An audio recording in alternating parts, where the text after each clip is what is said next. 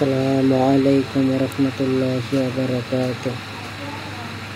সুপ্রিয় শিক্ষার্থী বন্ধুরা, কেমন আছো? আজ 3 নম্বর ক্লাস গণিতের সাজেশন নিয়ে তোমাদের সম্মুখে হাজির হলাম। কালকে তোমাদের এসএসসি 2025 গণিত পরীক্ষা, সবার গণিত পরীক্ষা ভালো হোক। সবারকে জানাই মাদার্স লাইট একাডেমির পক্ষ থেকে শুভকামনা। গণিত পরীক্ষা ভালো করার কিছু ট্রিক্স আছে, কিছু উপায় আছে। যেমন প্রথমেই তোমাকে প্রথম ওএমআর শিটটা বা অ্যাটেন্ডেন্স শিটটা দেওয়া হবে, সেটা ভালো করে roll number, registration number, subject code fill up করতে হবে। ফিল আপ করে মাথাটা ঠান্ডা রাখতে হবে এবং দোয়া দরুদ করতে হবে। মাথা ঠান্ডা রেখে প্রশ্ন পাওয়ার পরে প্রথম তোমাকে এমসিকিউ প্রশ্ন দেওয়া হবে, সময় থাকবে 30 মিনিট। এমসিকিউ প্রশ্ন, সেখানে সময় থাকবে 30 মিনিট।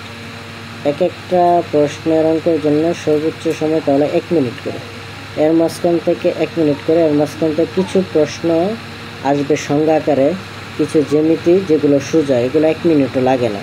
তার মানে তোমার দেখতে হবে, আগে কনফার্ম হইতে হবে প্রথম 10টা, যাতে তোমার পাস মার্ক অন্তত এমসিকিউ থাকে। প্রথম 10টা তোমার কনফার্ম হইতে হবে।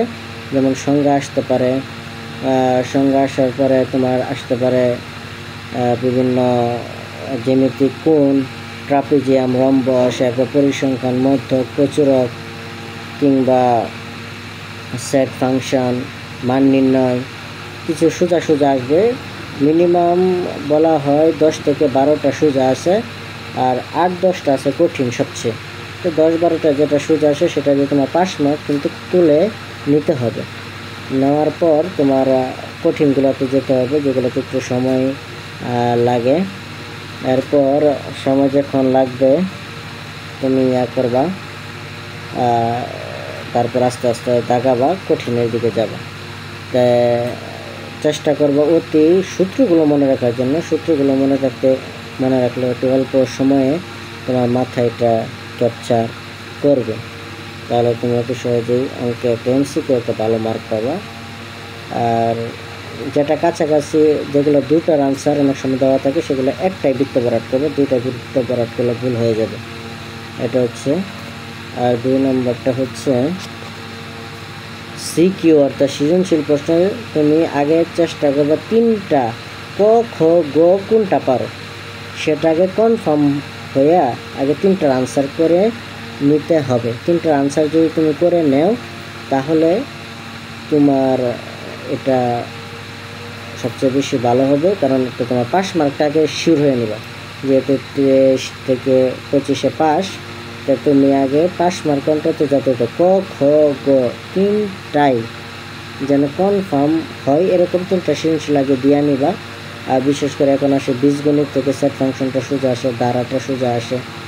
এরপর তুমি দিতে পারো আমাদের মাঝে সেট বীজগণিত থেকে, এরপরে জ্যামিতি থেকে, বৃত্ত থেকে আসবে, ব্যবহারিক জ্যামিতি, সম্পাদ্য উপপাদ্যগুলো ঠিক মতো একটু পড়লা, দেখলা, যেগুলো আমি আগের ক্লাসে দিয়ে দিয়েছি। এরপর পরিসংখ্যান আসে, শিওর করে আসে, পরিসংখ্যানটা পড়লা। এরপরে তুমি ত্রিকোণমিতিটা, পরিমিতির চেয়ে ত্রিকোণমিতিটা সোজা, তো পরিমিতিটা একটু কঠিন, ত্রিকোণমিতিটা পড়লা। মোটামুটি আনসার 3টা আনসার করবা যাতে কারেক্ট হয়, সঠিক হয়। এরপর অন্যান্য দিকে তুমি আগাবা। এটা হচ্ছে আমার মেন কথা, মেন কাজ। এরপর তুমি অন্যান্য অঙ্কতে যেটা পারো দেওয়ার আগে চেষ্টা করবো, আগে কনফার্ম শিওর হয়ে নেবা কয়টা হয়। 3টা যদি কনফার্ম হয়ে যায়, এরপরে তুমি যেটা পারো ওইটার দিকে আনসার করবা। তবে একটা কথা মনে রাখবা, তুমি যাই আনসার করো না করো, যেগুলো আনসার করবা দেখবা 60টা নং হয়ে গেছে কিনা। যদি 60টা নং হয়ে যায়, আর যে বিভাগ থেকে 2টা করে প্রশ্ন আনসার করতে হবে, সেখান থেকে 3টা করে কখনো করা যাবে না। ক বিভাগ হতে 2টি, খ বিভাগ হতে 2টি, গ বিভাগ হতে 2টি এবং বড় গ বিভাগ হতে 1টি। 3 দুগুণে 6 আর 1 7। এর মোট কোনো বিভাগ হতে 3টি করে আনসার দেওয়া যাবে না, তাহলে যেটা হয়েছে সেটা কেটে যাবে। তার মানে 60টা আনসার হয়েছে কিনা, 60টা নং দেওয়া হয়ে গেছে কিনা, এটা তোমার আগে দেখে নিতে হবে। যদি 7টা নং দেওয়া হয়ে যায়, এর বেশি তুমি একটা নংও আনসার করতে পারবা না। এর বেশি যদি আনসার করো তাহলে অঙ্ক কেটে যাওয়ার সম্ভাবনা আছে। তার মানে আবার কাজ করতে হবে, প্রথম গুনে নিতে হবে। যদি মনে করো তুমি 7-এর ক পারো, এরপরে তোমার মনে নেই, এরপরে লেখা শেষ হওয়ার পরে অন্যান্য অঙ্ক করার পরে 7-এর খ মনে হলো, তাহলে তুমি 7 নং প্রশ্ন উত্তর খ লিখে এটা লেখার চেষ্টা করবে।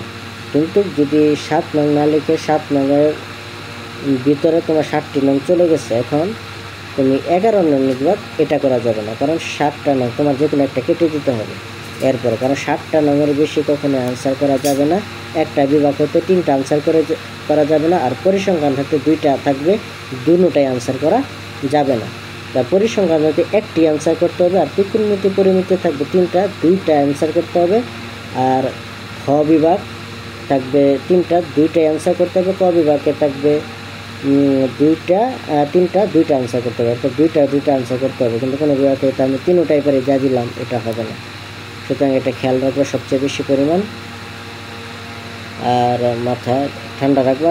ত্রিকোণমিতির সূত্রগুলা, পরিমিতি কিছু সূত্র আছে, যেমন সমবাহু ত্রিভুজের ক্ষেত্রফল সূত্র √3/4 স্কোয়ার, এরপর সমদ্বিবাহু ত্রিভুজের ক্ষেত্রফল b/4 √4² - b স্কোয়ার, এবার ত্রিভুজের অর্ধপরিসীমার ক্ষেত্রফল s × s - √s × s - a s - b - c, এগুলা একটু দেখলা।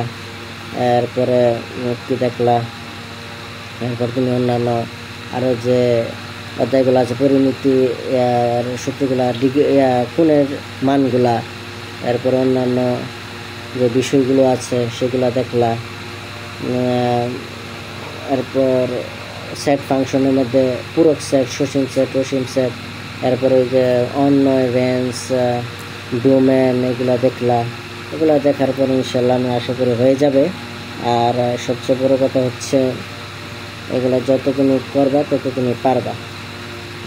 অঙ্ক প্র্যাকটিস ম্যাক্সিমাম পারফেক্ট, যত বেশি অনুশীলন করবে তত বেশি পারবে। আমার আগের যে ভিডিওটা আছে সেই ভিডিওতে আমার কিছু অঙ্ক বলা হয়েছে 90 থেকে 95%, 100% আমি বলতে পারবো না, 100% উপর কমন আসে না। তবে এমনভাবে সাজেশনটা তৈরি করা হয়েছে মাদার্স লাইট একাডেমির পক্ষ থেকে, ইনশাল্লাহ কমন পড়বে। তোমরা সে অনুযায়ী পড়ে যাও, ইনশাল্লাহ একটা ভালো একটা মার্ক পাবা। আমার মাদার্স লাইট একাডেমির জন্য, কোচিং সেন্টারের জন্য দোয়া করবা। আমার ডাইরেক্টর হিসেবে জয়েন দিতে যাচ্ছি। আমার মায়ের স্বপ্ন শিক্ষার আলো পৌঁছে যাক ঘরে ঘরে, এই স্লোগান সামনে রেখে আমার মা যে উদ্যোগটি নিয়েছিল সেই উদ্যোগটি যেন বাস্তবায়ন করতে পারি, এবং সব 6 to 12 পর্যন্ত, অর্থাৎ ইন্টার পর্যন্ত বিভিন্ন কঠিন গ্রুপের subject, ICT, English, math, Bangla second, এগুলো পড়ানো হবে। যারা পড়তে চায় অবশ্যই আমার নাম্বার, হোয়াটসঅ্যাপ, ইমো সব দেওয়া আছে আমার লাস্টে 21 নাম্বারে, সেটাতে যোগাযোগ করবা। অবশ্যই ভর্তি হয়ে যাবা। ঈদুল আজহার পর থেকে প্যাকেজ চালু হবে। যারা প্যাকেজে পড়তে চাও, অনলাইনে পড়তে চাও, তোমরা পড়বা। ইনশাল্লাহ বই কমপ্লিট করি আমার একটা ভালো রেজাল্ট করার আমরা একটা প্রত্যাশা দিয়ে থাকি। সুতরাং মাদার্স লাইট একাডেমি উত্তরোত্তর সাফল্য এবং কল্যাণ কামনা করে আগামীর পরীক্ষা মাথা ঠান্ডা রেখে দেওয়ার জন্য শতভাগ চেষ্টা করা, ভালো করার জন্য। শিক্ষকদের সম্মান করবা, শিক্ষকদের ঠকানোর কোনো চেষ্টা করবে না। শিক্ষকরা হলো মা বাবার সমান, শিক্ষকদের ঠকালে শিক্ষকরা তোমাদের এমনভাবে নিয়ে খেলবে, তোমরা খেলবে,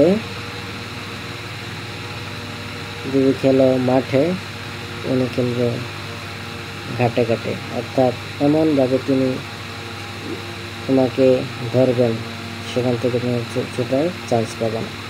এই জন্য সবাই সবার জন্য দোয়া করবা, আমার মা বাবার জন্য দোয়া করবা। আল্লাহ আমাকে জান্নাতুল ফেরদৌস নসিব করেন। সবাই ভালো থাকো। আল্লাহ হাফেজ। আসসালামু আলাইকুম রহমতুল্লাহ বারাকাতুহু।